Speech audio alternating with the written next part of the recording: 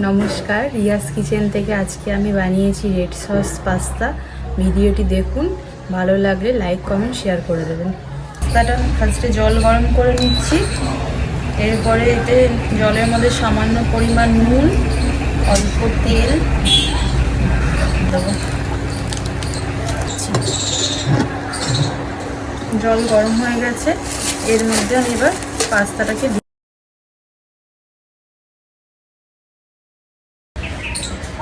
পাস্তাটা সেদ্ধ করা হয়ে গেছে।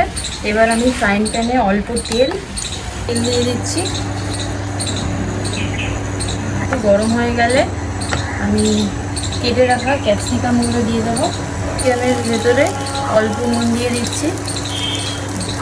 বয়েল করা সুইট কর্নগুলো দিয়ে দিচ্ছি। অল্প চিলি ফ্লেক্স দিয়ে দিচ্ছি। একটা সস দিয়ে দিচ্ছি। এবার আমি সেদ্ধ করা পাস্তাটা দিয়ে দেবো। নুন দিয়ে দিচ্ছি আর একটু নাড়াচাড়া করে নিলেই তৈরি আজকের রেসিপি রেড সস পাস্তা। আমার রেড সস পাস্তা তৈরি।